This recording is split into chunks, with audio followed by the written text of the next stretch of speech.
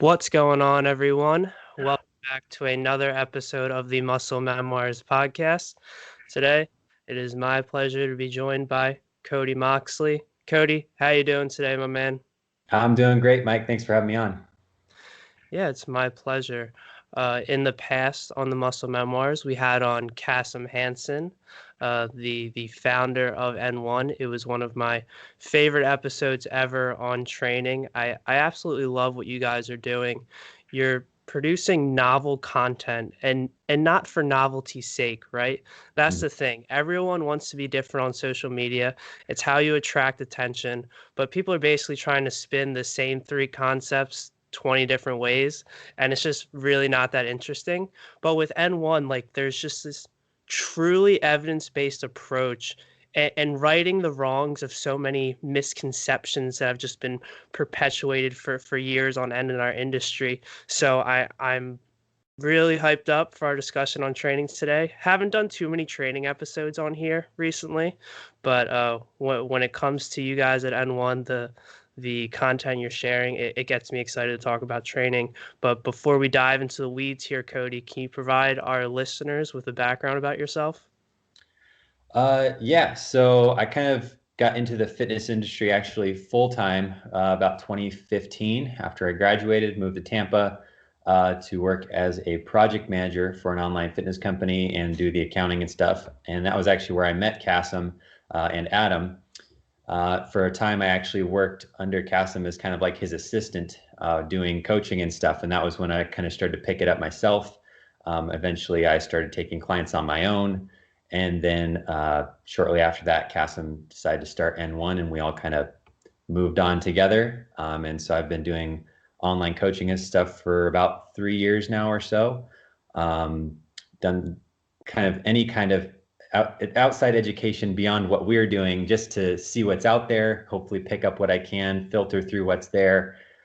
So definitely trying to keep my mind open to what else is out there. Done a couple of things, like got my CISSN, just, add some extra letters to my name just because, Um, so that's kind of where we are now. We're, kind of excited with some of the projects and things we have lined up for this year. So should be exciting. Excellent. I think kind of the branding for N1 comes down to optimization, or making the absolute most of your training and nutrition strategies when it comes to maximizing body composition. And within this pursuit to maximize everything, I would say N1 is particularly notorious for exercise selection. And ultimately, our first question here is, where does this variable rank in the hierarchy of importance for constructing a program? And I won't necessarily say that you guys rank exercise selection above other major variables, but you definitely do a fantastic job of bringing more attention to it. And just where it falls in this pyramid, so to speak, it's definitely important. It's something that should be considered. So with that being said, Cody, when we look at all of the factors such as volume, intensity, proximity to failure, training frequency, where does exercise selection come? Because I think that most evidence-based practitioners, they don't pay too much attention to exercise selection in this theoretical pyramid, right? Because we have to make everything into a pyramid, otherwise it's of no value to to the listeners or Mhm. our readers. They're probably saying, well, the base is probably volume, especially nowadays. There's this fascination with volume, and then so on and so forth. But where do you put exercise selection? Yeah, so I think it's almost important to look at it as like tiers of importance rather than a actual list, right? Because it's like for any given day, I could make an argument to reorder a specific list of things, right? But if we look at it almost as tiers, I'd say probably the first thing you need to have on par is the execution. Because if you don't have the execution down, your exercise selection isn't going to matter a whole lot, or it's going to matter less than it would if it was good, because you need that consistency for things to count. Before we even get to the other training variables, we need to figure out what the stimulus is. Like, what is the goal of our training session? What are we trying to achieve? And then we can kind of work into the next tier, which includes, I think, exercise selection, and then frequency and volume kind of go together. Because depending on how you change one of those three things, it's going to dictate how the other two need to change. And then we start getting into like tempo, sets, reps, rest, all those other variables. Great. So to get into some of the specifics here when it comes to exercise selection and the amount of value that people are placing on this, I think an excellent point that I saw recently. So we just had the Olympia, right? And regardless of, whether you're into enhanced bodybuilding or natural bodybuilding or aren't into bodybuilding at all, I think just Olympia weekend as a whole gets people excited about training, Mm-hmm. and it refreshes things a little bit. And we saw Sean Clarita take the 212 title, and his physique drastically improved. I think his stage weight went up like about 10 solid pounds. And in a recent interview, he made this point that, yeah, it was a difficult year with the pandemic and everything else. And as a result of these circumstances, he spent about 5 months of his prep in like this dingy old gym that basically he just had access to barbells and dumbbells. And he goes on to say that, sticking to these basic free weight movements, the stuff that Dorian Yates and Ronnie Coleman were doing, that's what radically improved his physique. Those specific movements. And then this will probably downstream into a lot of other people saying, why are you guys thinking so much about exercise selection? All of these crazy setups takes 10 minutes. Just slap some weight on a barbell and use those basic movements, and stop overthinking it. How would you respond to these people that might postulate that you're just thinking way too hard about these training variables? Well, I mean, it's interesting when we start looking at the Olympia competitors because no one on there is in the middle of the genetic spectrum, let's say, right? So it's like you do have guys that basically they have a lot more buffer for what's going to get them results. But that doesn't mean if they hadn't chose something else, they might not have been better. So you have a lot of, and to just say just doing these movements, maybe that actually took away some mental stress for him. So he was able to not being like trying to, have program workouts. I don't know who, if he writes his or if he has a coach write his, whatever. But there's a lot of other factors in there that could have also led to better results rather than just the movements. So outside of the gym stuff. So to some degree, having a simpler exercise selection could be beneficial for people just because of their personality. It's like they don't like change. They like sticking to those core things. And I just want to focus on progressing one thing at a time. That can help them stay, I guess, more on track with actually increasing the stimulus over time.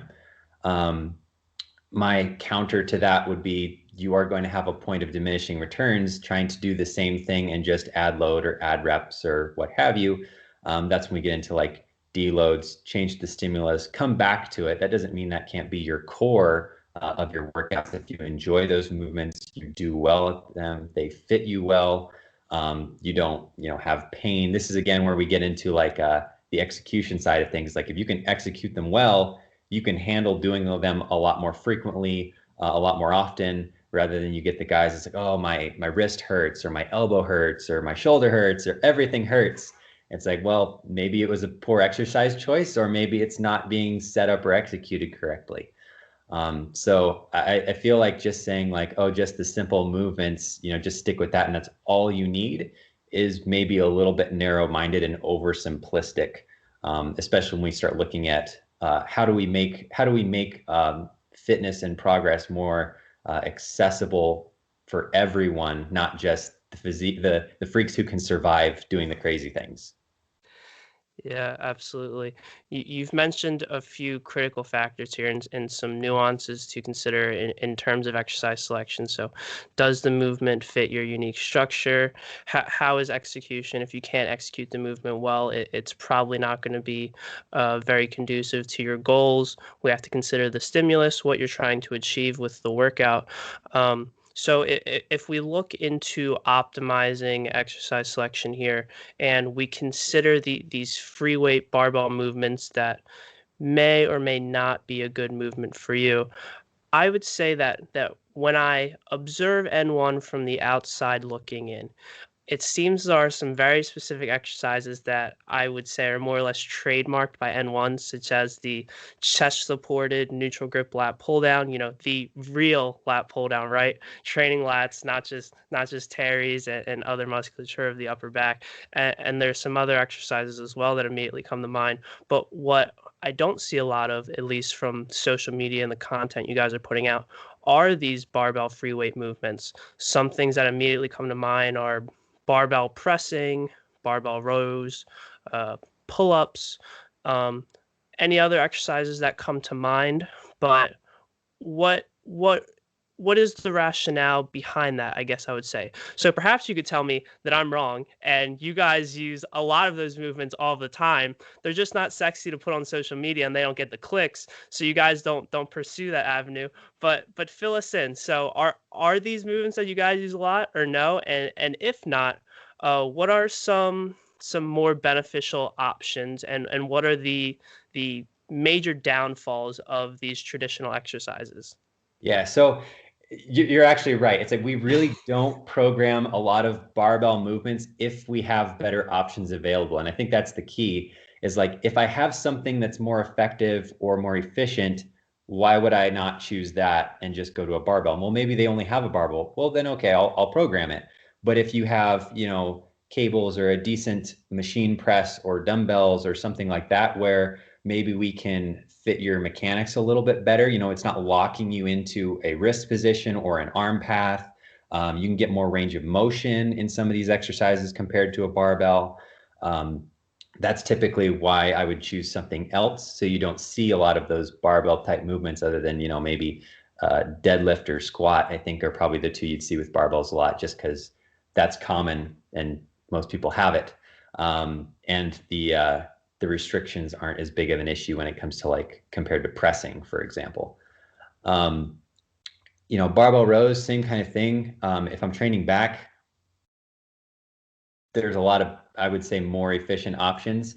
You don't have to worry about, a lot of stability stuff. You don't exercises we can use that we're not, loading the hips or having to maintain a lot of tension through the core and spine that might actually fatigue before your back musculature does. Again, arm path, trying to fit if we're training lats, getting that arm path bilaterally is very difficult on a barbell because of how the lats actually pull like around the rib cage. They don't really move in this kind of pattern. They're more arcs and things like that. So when we get into the nuances of biomechanics, we're always looking for what's kind of our best option. So that's probably why we don't put those at the forefront. Plus, like you said, there's a little bit of that, sex appeal to these kind of, oh, it's a cool setup. I haven't seen that before. I want to try it. It's like, yeah, I mean, you're still training lats, but it's a little more effective and it looks cool for the Instagram. So that's always good too. That makes a lot of sense to me. If we get into some specifics here, so you mentioned that a cable for the lats in particular might have some benefits in terms of the specific line of pull that we're using in comparison to like traditional chin up or pull up. For barbell pressing, for say, I mean, this could be flat, incline, or overhead. If we consider that an individual probably doesn't have access to an unlimited line of prime machines, then would you say that on average probably dumbbells are the way to go? Or I guess you have to, if you do have access to machines, you probably have to do some critical assessment to determine whether it's a good machine or would be superior to a dumbbell. Is that correct? Yeah. So yeah, I mean, as far as pressing goes, I mean, dumbbells are pretty easy as far as like fitting it to what your arm path needs to be. As long as you're basically lined up against gravity, you're not trying to do some kind of weird cross press deal. Those are kind of going to be your go-tos as far like pecs and delts and all that kind of stuff. When it comes to machines, the hard thing with those, the term we like to use during our practicals is like, how are we going to polish the turd? Because none of them are like absolutely perfect for any one thing because they're built to try and fit as many people as possible. So there's actually very few people it fits really, really well. So that's when we start getting into like, if we're using hammer strength, we understand, how do I look at this machine and estimate what the resistance profile is going to be, or just get in and do a rep and where does it feel hard? And then how do I manipulate my body or my setup so I can line up the resistance or the path of that machine with the muscle I'm trying to train, right? So there's a lot of ways, just understanding, some very basic physics stuff. It's like, understanding how the cam works on the selectorized machines, or knowing like how the pivots work on those hammer strength machines, when it's going to get easier versus where it's going to be harder. And things like that can really open up a lot of tools in your toolbox for customizing exercises to fit you the way you want it in a given workout. Or maybe you can almost do multiple exercises on the same piece of equipment just by changing your setup.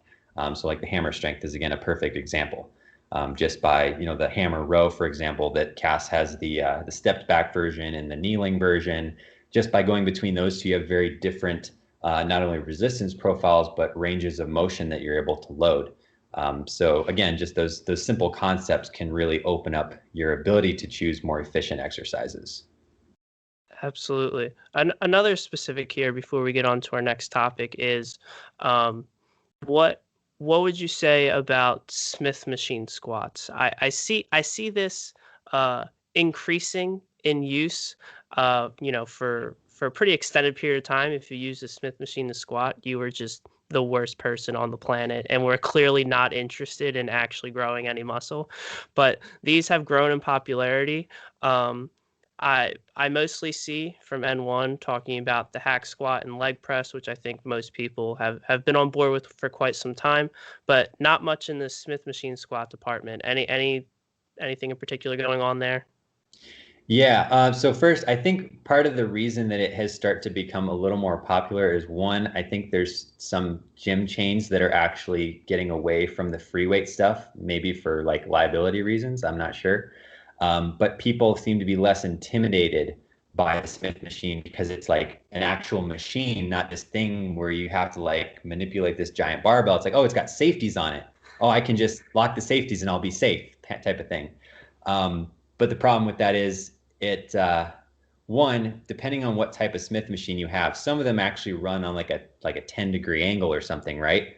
So if you're trying to do a squat, it is forcing you in a fixed like arcing range of motion, which means if you start with that bar over your midfoot, right, your center of gravity, as you're going down, it's trying to force you out of that. So it's actually trying to physically shift your center of gravity away from your feet, which means it's going to be pushing you forward or pushing you backward. So one, that could actually force you into a position that you really aren't ideally meant to produce force against. Or, two, you're actually fighting for the friction against the machine, right? If you're pushing against that arc. And it tends to allow people to try and compensate a lot. Because you don't have to worry about manipulating the bar this way or this way because it's fixed, right? So they just start pushing in every kind of direction, and eventually they travel upward. But then if they do try and go do a free weight squat, it looks like a baby deer. So it can train bad movement patterns, and it doesn't really fit the mechanics of what the exercise is meant to be. That bar is meant to stay over your midfoot, and your knees and hips will adjust accordingly, basically to keep that centered as you're going through the squat. So just a couple of reasons, not a huge fan of it. There's other exercises that could be used for, but squat is probably not one of them. Great. Let's talk about the mind-muscle connection. I think this is a really intriguing topic. I think it's a lot more nuanced than probably most people give it credit for. We have some preliminary evidence, I would call it at this point. So we have like that one paper by Schoenfeld.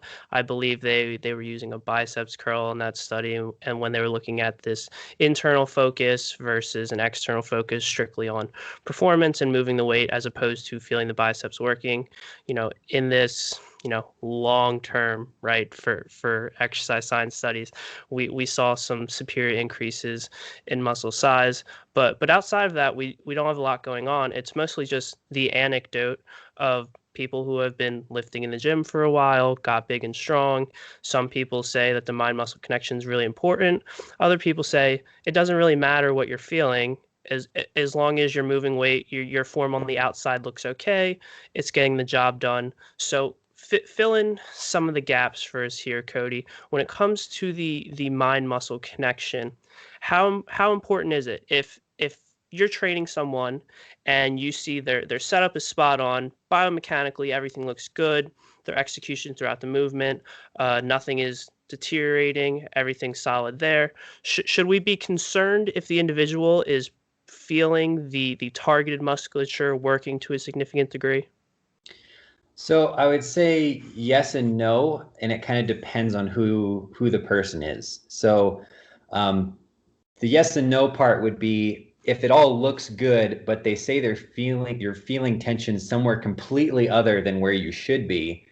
That's probably a good indicator that maybe the setup maybe looks good, but something else is going. Maybe they have a cue in their head that they're trying to do that's throwing something off. So that can be kind of one of those red flags for you of like something else is going on that's not immediately visible. And then the other thing is like, how well do we trust they know what they're supposed to be feeling, right? Because you have, when you have a muscle and you're, loaded in the short position feels different than when it's loaded in the mid-range, feels different than when you're in the fully lengthened position. And if they think feeling a muscle is that kind of short position squeeze and they're in a bench press and like, I don't feel it in my chest. It's like, well, what do you think you should be feeling? Like, are you expecting a cable fly type feeling when you're down here in a bench press? Because we know that's not probably going to happen. So understanding that from their end, what their perception of it should be is going to be important. But I think that kind of answers your question. Is like, if we're looking at just from the outside, how much does them feeling it matter? I think those would be the two things I would be looking at. So as long as it's not like, oh, we're doing like a lat pull down and I feel it in like up here, it's like, okay, well then we're probably missing it somewhere. Those would be kind of the main things I would look at from that perspective.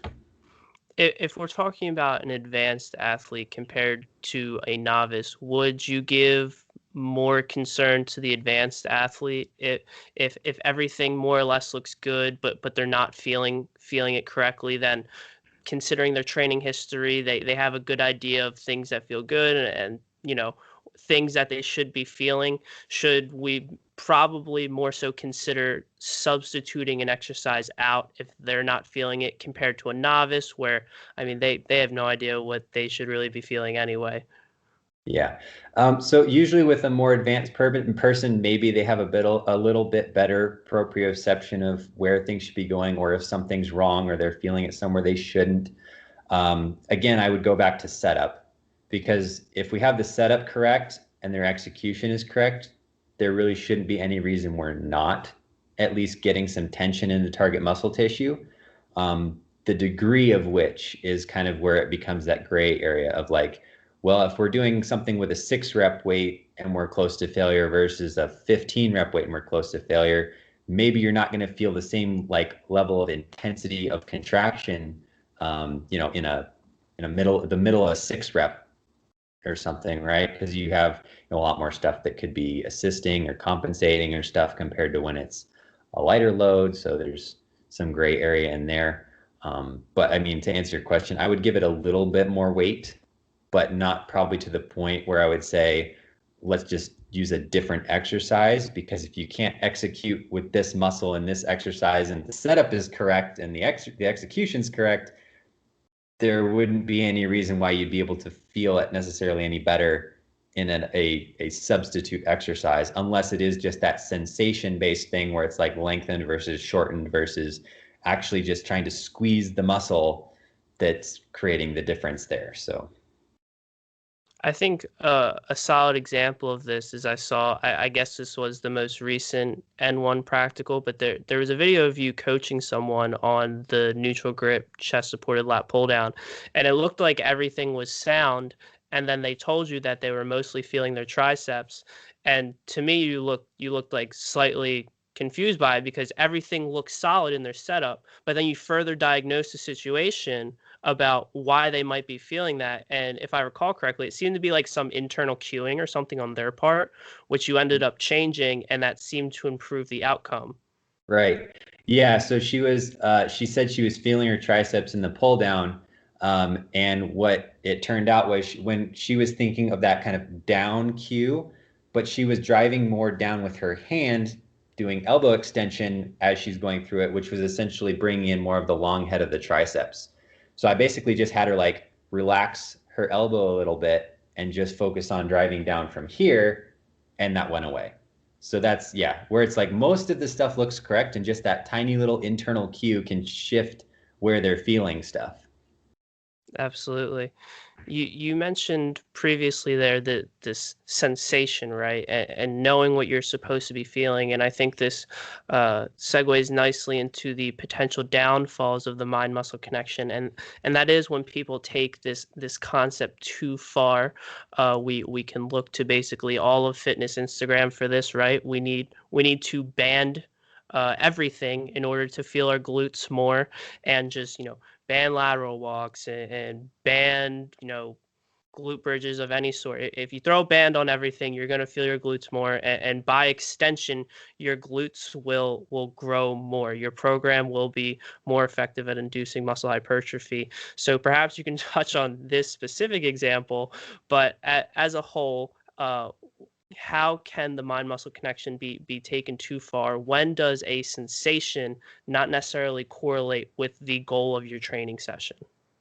Yeah. So, and to the point of banding everything for glutes, I think my favorite is when they band around the ankles for squats and leg press. Like, wait, what? It doesn't move. What do you? Anyway, but so yeah, I think the pursuit of just focusing on a sensation is really an easy way to shoot yourself in the foot if you don't understand the biomechanics of what you're trying to train and a little bit about how the nervous system works. And like just a very simple concept is your nervous system is trying to protect you. So if you put a joint in a compromised position, it's going to be trying firing the muscle tissue around that joint to basically protect it and keep you from going any further or injuring yourself.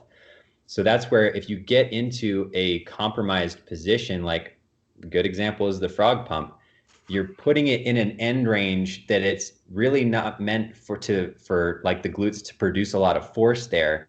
And then you're essentially trying to jam it further into an end range. One, you have the little muscles that are actually doing that movement, which is like the piriformis. And that's what people are feeling. They think, oh, it's my glutes because it's in the glute area, but it's actually this little muscle that's like under the glutes attached to your sacrum. And then they wonder why their low back hurts. So that's the biomechanics side of things. It's like understanding what muscle is actually doing the movement you're trying to do, because that's, again, going to go back to the exercise selection. It's going to change your exercise selection once you understand how these muscles work. And then two, if you get something like when you're intentionally trying to restrict something like the lock it down scapula lateral raise thing, right? It's like, well, you have competing patterns going on there as far as the nervous system is concerned. It's like you're telling this to go up, which means the scapula wants to go up, but you're also trying to pin the scapula down. So then you're in this kind of like, what the hell's going on thing for your nervous system. And it's just like firing like crazy because it's trying to do one thing while doing the opposite. So it's like a co-contraction, and that's what they're feeling, but it's not actually muscular tension. It's the nervous system fighting itself. Neither one is able to produce its maximum amount of force because you're telling it not to on the other side of the joint. So it becomes this kind of vicious circle where people like, they assume more sensation, feeling that crampy type contraction is, oh, that's the muscle working. It's like, well, it's working, but it's not working with near the amount of tension production that it could be. And again, if hypertrophy is our goal, producing tension is our main driver for that. You're limiting the amount of tension you can produce because you're just going after a sensation. So it becomes, especially when we're going for physique-based goals, but really any goal, you don't want your nervous system to be fighting itself. Yeah, as we're putting all of these ideas together here, you mentioned the lateral raise, and the scapula wants to elevate, but there's this notion that if you feel your traps working at all in a lateral raise, that your side delt is obviously not doing anything at all, which seems to be a pretty interesting viewpoint.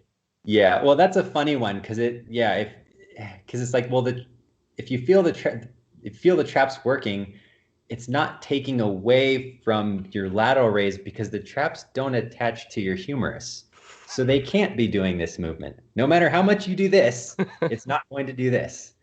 So, but just again, this comes to understanding a little bit of the biomechanics things. It's like, well, if we have the delts here that are attaching like up to, the scapula, and we're pulling on them, like essentially it's pulling those 2 points together, it means it's almost going to be pulling your scapula to the humerus.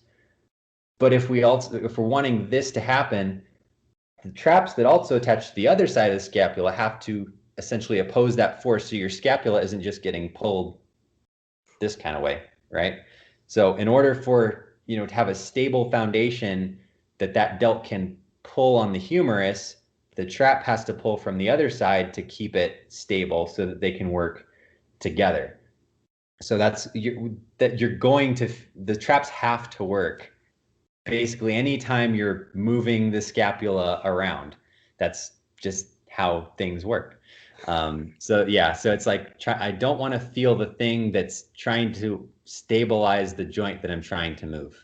It's like that doesn't make a whole lot of sense to me, but No, it doesn't, but I definitely appreciate that clarification. I hope some of the listeners, that I don't know, maybe some of my listeners still think that. Hopefully that clarifies things for them. yeah, we've harped on it so much for like the last probably 2 years that I don't know. I think we have videos on YouTube and stuff on that too. So Yeah, you guys have been harping on a lot of much needed topics. I had Paul Carter on as well, who I would say is like a leading disciple of N1 concepts. He's doing a great job of putting out information, and we attacked a few of these things on that episode as well, such as, locking the scapula down and back for pressing, and or even, pulling them down as you before more or less initiating a lat pull down, and that just seems like Paul put it as if you were falling off of a cliff and you were hanging off the side of it, to pull yourself up, would you like initiate with your scapula? Like, no, you would just pull yourself up and they would do what they need to do in order to accomplish the task. yeah, the nervous system is very intelligent. If you just focus on what your humerus and stuff is supposed to be doing, it will figure out what it needs to do with your scapula. Like that's what we tell people is like you should not have to consciously think about what your scapula is doing ever, unless you've already trained in that bad movement pattern of doing the retraction before the rows or the depression before the pull downs, and you're trying to break that, then maybe.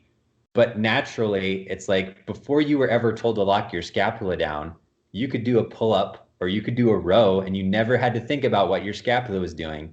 And now it's like an RPE 10 to figure out what is supposed to move first in a row. It's like, that's no, don't do that.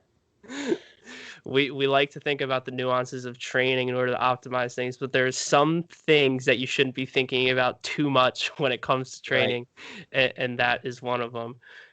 Cody, based on your history, it seems like you got immediately introduced to N1 pretty quickly, more or less like as soon as you were finished school, you were kind of into the N1 environment and coaching clients. So I am curious over the past few years how these concepts and ideas proposed by your fellow coaches, how they've influenced your own training and how your ideas on training have evolved over time as a product of being in this environment. Yeah, so I think probably one of the biggest things from the training side is just more emphasis on the setup rather than a list of cues.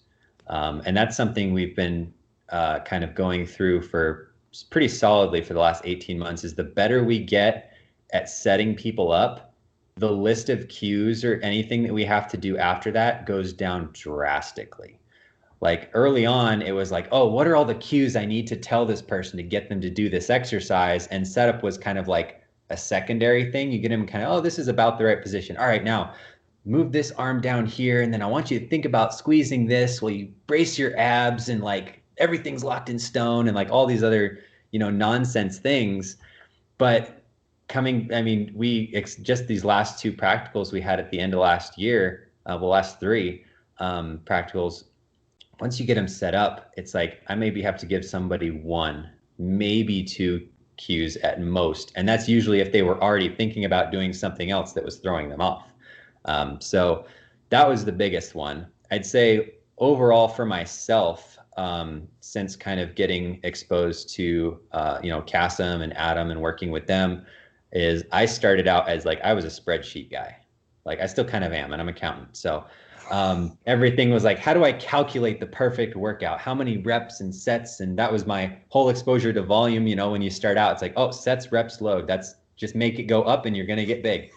But since that, learning all the nuances and the biology side of things. And now rather than a list of like sets and reps and loads, which, I still track that stuff, I rely more heavily on like the biofeedback. So, watching like sleep and digestion and how all that stuff changes. So getting a little more into the N of one science of it, of like how someone responds, rather than just be like, here's your spreadsheet with the calculated, 0.25% progression of every load every week. And that's your plan. Go.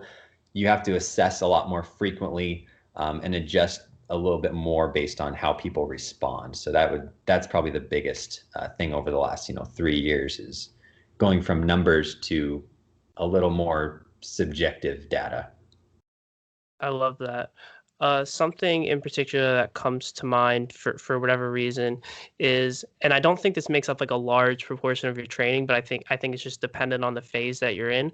But something I've seen you throw up on Instagram and educate your followers on that most people don't utilize are supersets for the same muscle group. So going from one form of a row to another in order to train the lats. And this concept hasn't become popular at all within other practitioners within our space. And I think like a lot of people just like think it comes down to performance and again this calculation of volume load. And it's like, well, if I do this row before this other row, then the next row volume load will be significantly decreased. And like how could that make me bigger in any way? And as a product of that, and antagonist paired sets are superior because they don't negatively affect volume load on the subsequent exercise. So that's just a way to save time, and those are effective. So could you expand on the potential benefits of utilizing this for certain workouts, for certain stimuli that you're trying to achieve?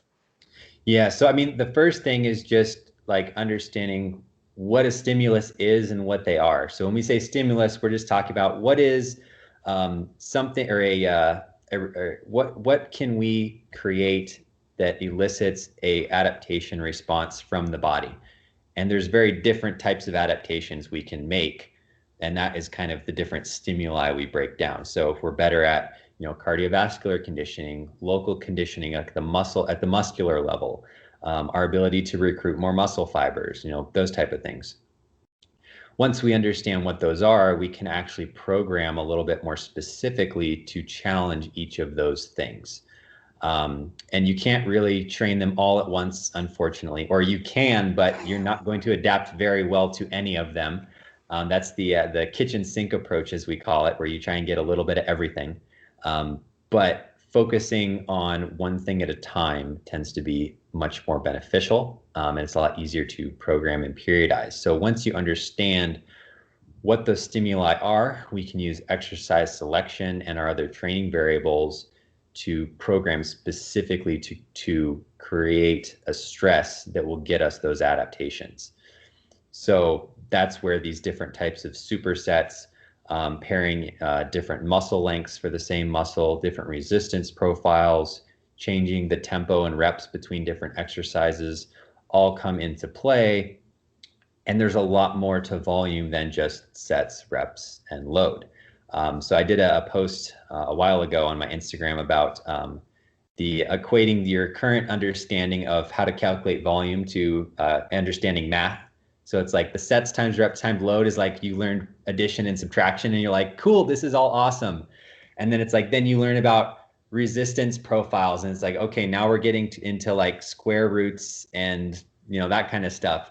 And it kind of goes through the things, all the different factors that actually change the volume of stimulus that your muscle is doing until we're basically getting into like derivatives and integrals. And you're just like, why is this so complicated? But it is that complicated, but at the same time, it isn't, if that makes sense. So it's like, there's a lot that goes into it, but if you just understand what the variables are and how they affect the work being done, it can really simplify and speed up the time it takes not only to write programs, but to assess how they work.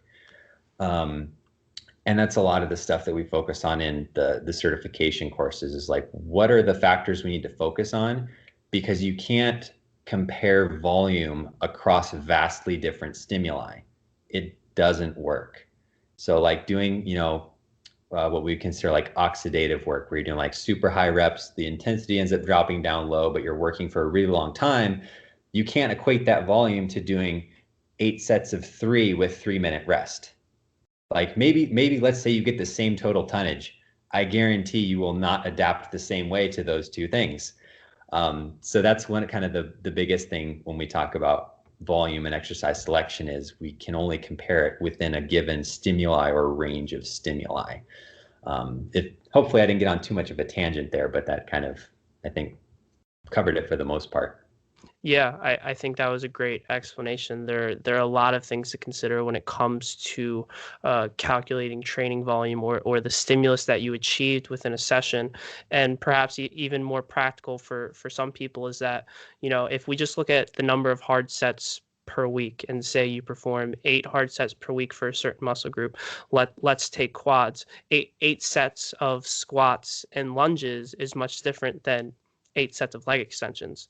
Mm-hmm. You could probably perform twice as many sets of leg extensions and you might still not feel the same amount of cumulative fatigue to 8 sets of those other movements. Mm-hmm. Yep. Well, yeah, because not only do we have very different resistance profiles, but muscle lengths as well. So we're going to have different degrees of mechanical damage occurring, different degrees of metabolic stress, different degrees of systemic stress, because the squats, you're also using a lot more total muscle tissue, so it's a lot bigger demand on your systemic energy systems rather than just at the local level.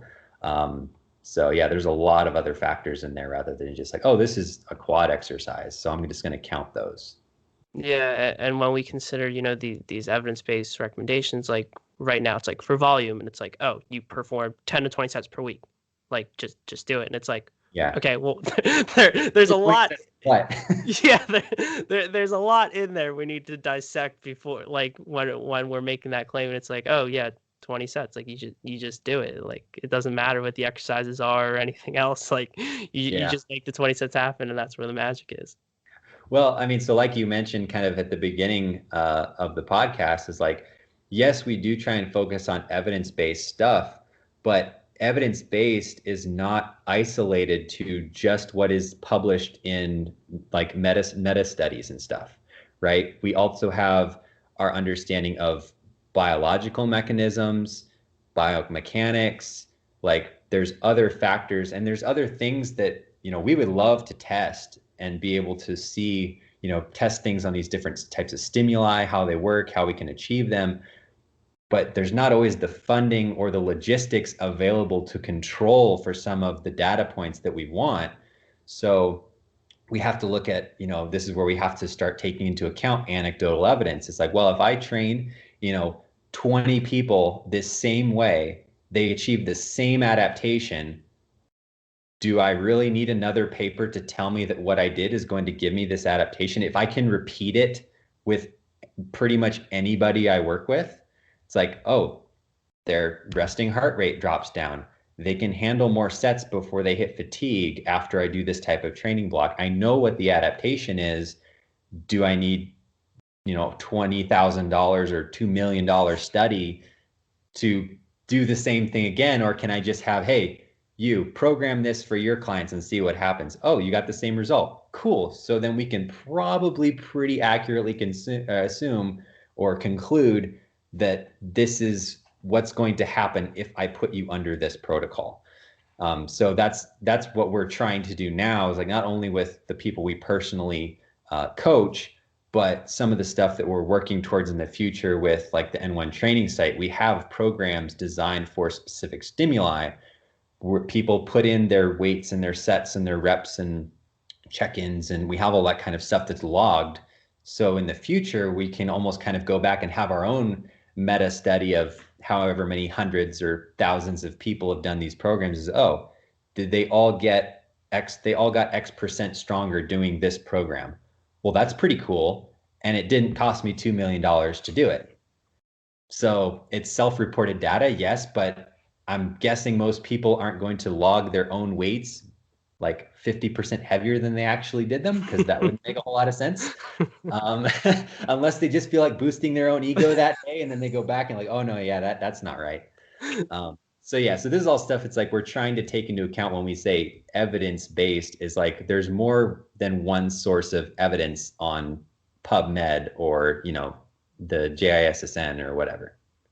Yeah, this segues perfectly into our last topic here, Cody, and that is the experiments going on at the N1 lab, which have been truly fascinating to observe from the content you guys are sharing. And with those experiments, have there been any in particular that you found to be pretty eye-opening to you, something that you weren't expecting? Yeah, definitely. So, I mean, the reason that Cass wanted to invest in this stuff is because, like I mentioned earlier, is like there's a lot of things we want to test that nobody's making studies on. So we're going to try and figure out a way to do it ourselves. But one of the things I thought was really cool is we got this cool unit called a Moxy Monitor. So if you want to learn more about how that stuff works, it's like measuring hemodynamics, so like blood oxygenation levels and all that kind of stuff. Evan Picon's the guy to talk to for that. But one of the things I thought was cool with that is the different ways that you can actually reach failure given the intensity level. So like you actually reach, if you're getting into the heavier loads or you're more neurologically efficient, able to contract more muscle tissue at once, you will actually occlude your own muscle tissue and prevent oxygen from getting in or out at a certain level. And that is what causes the failure point, maybe before the nervous system, depending on how intense we're going. Obviously, if we're a 1 RM, oxygenation is probably not going to be the limiting factor. But if we're talking, 6 to 8 reps, let's say, and your muscle tissue occludes itself from the second you start contracting and creating tension, well, then that's going to be a limiting factor before your actual nervous system or something along those lines. And then you have kind of these gradients, is like as the intensity changes, there's different possibilities of what could be limiting you. Is it your ability of your heart to actually force oxygenated blood into the muscle? Is it the ability of your muscle to actually utilize that oxygen quickly enough? So that's getting into like, mitochondrial efficiency and that kind of thing. And there's different levels of occlusion. So there's like the restriction point where it prevents the blood from getting out, and that's where you get the pump, right? Or you start to get a pump like in the set. It's like the blood is just pooling in there. It can get in, but it can't get out. Are you actually restricting it at the artery level where you can't actually get more oxygen into the blood or into the muscle tissue? So just kind of geeking out with all of that stuff on different muscle tissues and rep ranges and even resistance profiles has a very, actually, I think, very profound effect when we're looking at how it affects the exercise, which actually goes along with what we had already kind of, I don't want to say predicted, but what we're practicing as far as the stimuli go. When we're talking about metabolic work and loading the short position, we're coming close to like validating that with the hemodynamic data is, oh, this is doing exactly what we thought it was going to do. So that's pretty cool too. But I think that was the biggest aha moment I've had with the test we've been doing is like, oh, you can actually like occlude yourself if you're, neurologically efficient enough or using enough load. I wouldn't have ever thought that would be the issue, like oxygen delivery to the blood. I wouldn't have thought, or to the muscle, I wouldn't have thought that would have been a limiting factor. But Yeah, man, that is fascinating. I appreciate you sharing that insight. I think I remember seeing in one of the earlier experiments that was shared, you were the subject, and it was on whether or not to include shoulder flexion to a significant degree with a curl. yeah. Yeah, so that was kind of interesting too, because we combined that. So we did both EMG and Moxy, so the blood oxygenation on that one. And I think I actually ended up doing more reps on the shoulder flexion one compared to the controlled curl one. And basically what it showed is like, as I go into that elbow flexion, I actually was decreasing obviously the work on the biceps themselves. My anterior delts took over the actual, of course, that movement because my biceps aren't doing that. And I actually started reoxygenating up in this position. So I was actually losing tension in the biceps a little bit. So that was pretty cool, just comparing that. And I actually did more reps to actually hit the same failure point. And we did a couple other ones too. We did like, it was like a swinging incline curl thing compared to a strict inline curl. And I had to add like 15 or 20% load to try and fail at the same Oh, rep wow. range and stuff. I was able to do more load, but it clearly wasn't more work for the biceps because I already knew what my failure point was on a strict one where I'm just using biceps. So interesting to play around with some of that kind of stuff. And that just kind of reverts back to our conversation on the mind muscle connection and this sensation we're feeling and whether it's conducive to our goals, right? Because I see from others that, they include quite a bit of shoulder flexion in the curl and they'll say, well, I feel my biceps more. And it's like, is it like actually the biceps doing something productive, or is it like the nervous system putting out this signal? And like you just mentioned, based on this data, like the biceps, I mean, biomechanically, like the biceps aren't doing anything when that's Yeah. going on, and then showing that they're actually like deoxygenating in that position as well. Like all of these things just kind of tie together.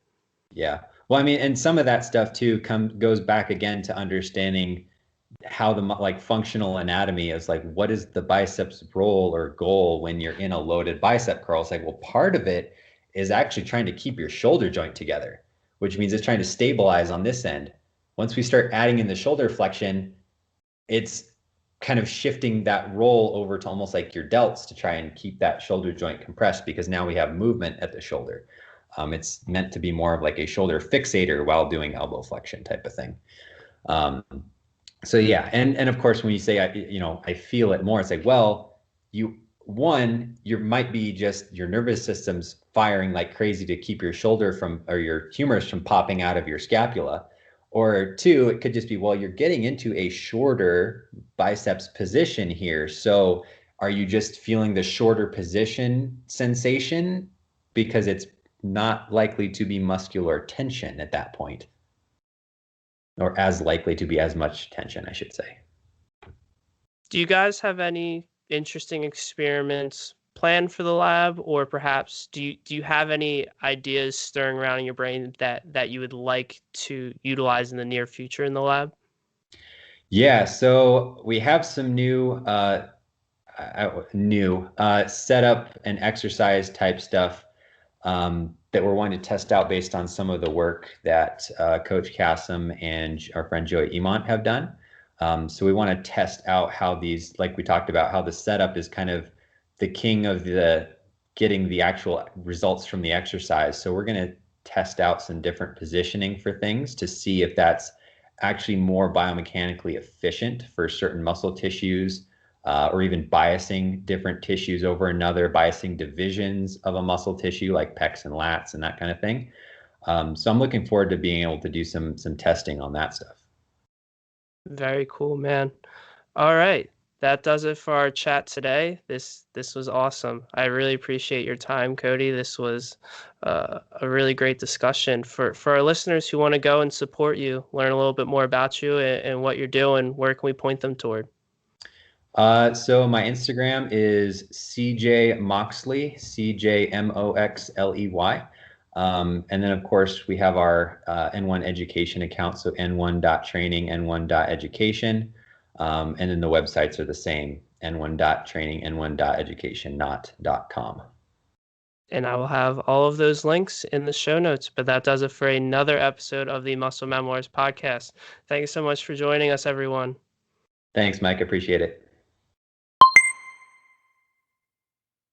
Hey guys, Mike here. If you're interested in learning more about how to maximize your health, body composition, and performance, head over to hammerawayfitness.com, where you can sign up for coaching or even just schedule an hour consult with me to get some of your training and nutrition questions answered. Also, if you enjoyed this episode as much as I did and would like to further support the growth of the Muscle Memoirs podcast, you can give a donation to the link in the show notes, leave us a review, and or share this episode with your friends, whether that be dropping the link in a group chat or putting a screenshot in your Instagram story. I truly appreciate it.